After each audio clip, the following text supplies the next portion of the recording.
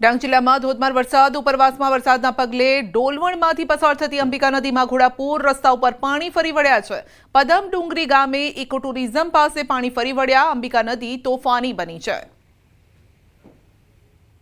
તો રસ્તા પર પાણી ફરી વળ્યા છે, લોકોની મુશ્કેલી વધી ગઈ છે, કારણ કે હજુ પણ જો વરસાદ વરસે તો લોકોની અવરજવર બંધ થઈ શકે છે। तो डोलवणमांथी पसार थती अंबिका नदीमां घोड़ापूर खास करीने जे आगाही हती ए आगाहीने ज अनुसरी रह्यो छे आ वरसाद। दक्षिण गुजरातमां भारे वरसादनी आगाही हती। आवा समये तंत्र पण अलर्ट मोड पर छे। तंत्रए पण एनडीआरएफ एसडीआरएफ ने स्टेन्ड 2 राख्या छे। पूर्णा नदीमां घोड़ापूर आव्या छे। કેટલી જગ્યાએ ઘરની અંદર પાણી ઘૂસી ગયા છે, તો એક જગ્યાએ સ્કૂલની દિવાલ પણ ધરાશાયી થઈ હતી। આવામાં પણ 6 કલાકમાં 8.5 ઇંચ જેટલો વરસાદ વરસ્યો છે। નવસારીના ગણદેવીમાં પણ अलर्ट आप्યું છે। કેટલીક જગ્યાએ સ્કૂલોમાં પણ રજા જાહેર કરાઈ છે। तो वरसादने लईने हवामान विभागनी आगाही छे कि आगामी 7 दिवस वरसादनी आगाही। दक्षिण गुजरातमां भारे वरसादनी आगाही छे। अन्य जिल्लामां पण सामान्यथी मध्यम वरसादनी आगाही छे। भरूच, सूरत, नवसारी, वलसाड, डांग, तापीमां पण भारे वरसादनी आगाही कराई छे। अमदावादमां सामान्य वरसादनी आगाही छे। तो 27 થી 29 सप्टेम्बर वच्चे दक्षिण गुजरातमां भारे वरसाद थई शके छे। आजे थंडरस्टॉर्मनी पण आगाही छे। 30 થી 40 किलोमीटरनी झड़पे पवन फूंकाई शके छे। आने वाला अगले 7 दिन के लिए 23 से लेकर 29 सितंबर तक इसमें हल्का से मध्यम बरसात का संभावना रहेगा और हेवी रेनफॉल का वार्निंग आज गुजरात रीजन में दिया गया है।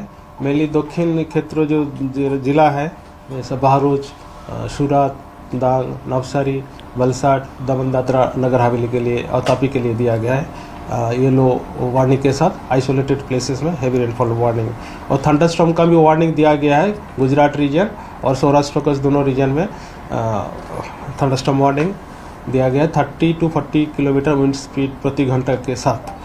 और हेवी रेनफॉल वार्निंग फिर गुजरात रीजन में 27, 28, 29 को दिया गया है। वो भी आपका दक्षिण गुजरात की जो ज़िला है उसी में होने का संभावना रहेगा। अभी जो थंडरस्टॉर्म फिशरमैन वार्निंग डे 5 के लिए दिया गया है। इसमें wind speed 40 to 50 kilometre, gusting to 60 kilometre प्रति घंटा स्क्वाली वेदर के साथ रहेगा। दक्षिण गुजरात की जो तटीय क्षेत्र है इसके लिए पूर्वानुमान दिया गया है। सूरतना वेसू विस्तारमां सुवर्ण नवरात्रि महोत्सवमां बजरंग दळनी कार्यवाही। नवरात्रि पंडालमां विधर्मी मुक्त अभियान अंतर्गत चेकिंग हाथ धरायुं। ढोल वगाड़ता कलाकारो अन्य धर्मना होવાનું બહાર આવ્યું અને સ્ટેજ પર વિધર્મી કલાકારોની ઓળખ કરી પંડાલની બહાર લઈ જવાયા। બજરંગ દળ વિધર્મી મુક્ત નવરાત્રિની વાતો કરે છે, પરંતુ બજરંગ દળની વાતને એક કાનેથી સાંભળી બીજા કાનેથી બહાર કાઢી વિધર્મીઓનું બેન્ડ રાખવામાં આવ્યું। એક બે નહીં 15 વિધર્મી કલાકારોને રાખવામાં આવ્યા।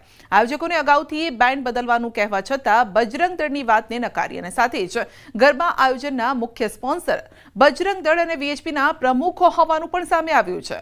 તો શું બજરંગ દળ વિધર્મી મુક્ત નવરાત્રિની માત્ર વાતો કરે છે?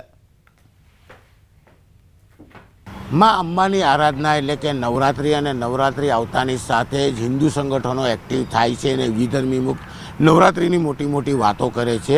દર વર્ષે સુરતમાં પણ આ જ પ્રકારે વિશ્વ હિન્દુ પરિષદ હોય, બજરંગ દળ હોય, તમામ લોકો રસ્તે ઉતરે છે અને વિધર્મી જો નવરાત્રના સ્ટેજ ઉપર સિક્યુરિટીમાં દેખાશે તો તેમના વિરુદ્ધ કાર્યવાહી કરવાની મોટી મોટી વાતો કરવામાં આવે છે। સુરતમાં પણ આવું જ કંઈ બન્યું છે ગઈકાલે। આવો જે કાર્યકર્તાઓ છે આપણે એમના જ મોઢે સાંભળે કે શું ઘટના હતી। પહેલાં તો આપનું નામ?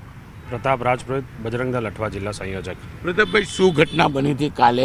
કેમ વિરોધ કરવા પહોંચ્યા હતા? દર વર્ષની જેમ આ વર્ષ બી શરૂઆતથી બધા આયોજકો જોડે અમારી વાત થઈ હતી કે અમે વિધર્મી મુક્ત નવરાત્રિ કરશું, એક બી વિધર્મીને એન્ટ્રી નહીં આપશું। સુવર્ણ નવરાત્રિને અમને શરૂઆતથી કમ્પ્લેન હતી કે તેને વિધર્મી બેન્ડ રાખ્યો છે। જ્યારે એમની અમારા જોડે વાત થઈ હતી અને છેલ્લા દિવસ સુધી એમ કીધું હતું કે હું બદલું છું, પણ એણે બદલેલા નથી। જ્યારે અમને ખબર પડી ત્યારે એણે એમ કીધું કે ભાઈ અમારી પાસે ખાલી 4 જ ઢોલવાળા છે, એ કચ્છના છે અને એ 4 જણ નીચે નહીં ઉતરશે અને અમારી પાસે અમે સમય બચ્યો નથી। જેમ કે બજરંગ દળ કાફી ટાઈમથી આવી ગાઈડલાઈન આપે છે કે તમે બદલો, તો ત્યારે અમારું એની સાથે ઘર્ષણ થયું ને ત્યારે અમને ખબર પડ્યું કે 4 નથી 12 થી 15 વિધર્મી છે। આયોજકોએ બજરંગ દળની ઉપર વટ જઈને તમામ લોકોને રાખ્યા। ગઈકાલે પહેલા દિવસના ગરબા પૈતા પહેલા દિવસે અમે તો ઘર્ષણ કરીએ જ છે. મારું મીડિયાના માધ્યમથી અને બધા હિન્દુ સમાજને આ કહેવાનું છે કે આવી નવરાત્રિને તમે બી બોયકોટ કરો અને એ આયોજકો પર બી પ્રેશર કરો કે ભાઈ તમને બધા ગાઈડલાઈન આપે છે તો તમે શું કામ વિધર્મીઓને રાખો છો? ચલો આયોજકોની બે જવાબદારી સમજ્યા આપણે, પણ આ આયોજકમાં મીડિયા પાર્ટનર અથવા મેઇન સ્પોન્સર તો તમારા બજરંગ દળ અને વીએચપીના પ્રમુખ છે. તો આ કઈ હિન્દુત્વની વાત થાય છે? અમારા વીએચપીના પ્રમુખે સ્ટેટમેન્ટ મીડિયામાં આપ્યું હતું કે અમે એ લોકોને અમને નથી મળ્યું કોઈ સ્ટેટમેન્ટ. એ તમે એકવાર એમને પૂછી લો તો બહુ સારું. તો પછી હિન્દુત્વનો ઝંડો નહીં લેવાનો.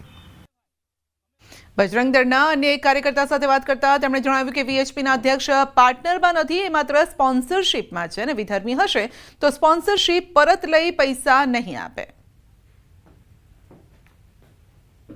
બરોબર છે. જે નવરાત્રિનું આયોજન છે તમારા પ્રમુખ જ ત્યાં મેઇન સ્પોન્સર બનીને બેઠા છે, તો એને નથી ખબર? સાહેબ, મારું એ જણાવવાનું કે બજરંગ દળ હિન્દુત્વનું કામ કરે છે, પણ સાથે હિન્દુનો કયું હિન્દુત્વ?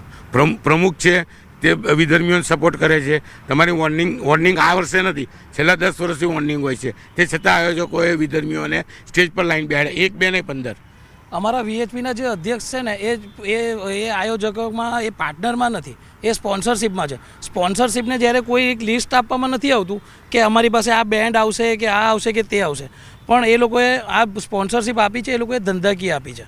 એટલે આમાં એ લોકોને જાણ ન હતી, પણ એ મીડિયાના માધ્યમથી બી જણાવ્યું છે કે ભાઈ આમાં મેં રાખ્યું છે, એમાં મને ખબર નથી અને હશે તો હું એના પૈસા નહીં આપીશ ને મારી સ્પોન્સરશિપ પાછી ખેંચીશ. બિલકુલ. આ કાર્યકર્તાઓ ગઈકાલે પહોંચીને ચોક્કસ હિન્દુત્વનું કામ આ કાર્યકર્તાઓએ કર્યું છે, વિધર્મીઓને સ્ટેજ પરથી ઉતાર્યા છે. પણ સૌથી મોટો સવાલ એ થાય છે કે નવરાત્રિ આવતા જ હિન્દુ સંગઠનો એક્ટિવ થાય છે, વિધર્મીઓ સામે મુહિમ ઉપાડે છે. પણ મુહિમનો અર્થ શું કે વોર્નિંગ આપ્યા બાદ આયોજકો વિધર્મીઓને સ્ટેજ પર વગાડવા બેસાડે છે અને હિન્દુત્વના જ આગેવાન છે તે આ સમગ્ર ગરબાના સ્પોન્સરને મીડિયા પાર્ટનર બની જાય છે. એટલે હિન્દુત્વની વાતો જ કરવી સારી લાગે છે, કામ કરવું નથી યોગ્ય. માત્ર નવરાત્રિ આવતા જ હલકી પ્રસિદ્ધિ મેળવવા હિન્દુ સંગઠનો બજારમાં રસ્તા પર ઉતરીને પ્રસિદ્ધિ મેળવતા હોય તેવું આ ઘટના પરથી સ્ફલિત થાય છે. કેમેરામેન જીગર ગુગલ સાથે કીર્તેશ પટેલ, ન્યૂઝ 18 ગુજરાતી, સુરત. તો આ તરફ વડોદરામાં અશ્લીલ હરકત કરતા યુવકો ઝડપાયા છે. ગરબા ગ્રાઉન્ડ નજીકથી ઝડપાયા છે યુવકો રસ્તા પર ઊભા રહી યુવતીઓને ગંદા ઇશારા કરતા હતા. વીએચપીના કાર્યકરોએ યુવકને ઝડપી પાડ્યા. તમામ યુવકોને પોલીસના હવાલે કર્યા છે, તો યુવકો પણ માફી માંગતા જોવા મળ્યા હતા.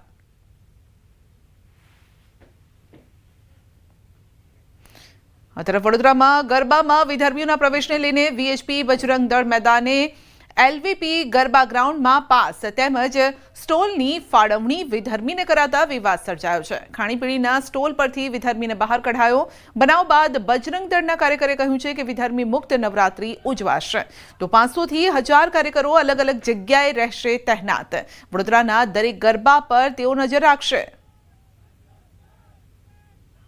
એટલે એના માટે અમે અહીંયા ચેકિંગ કરવા માટે આવ્યા તો અમને માહિતી મળી અને આ જે સ્ટોલ રહ્યો સામે ફ્રેન્કી ફ્રેન્ચ ફ્રાઈઝવાળો, ત્યાંથી એક વિધર્મી પકડાયો, એને ખદેડીને બહાર કાઢ્યો છે.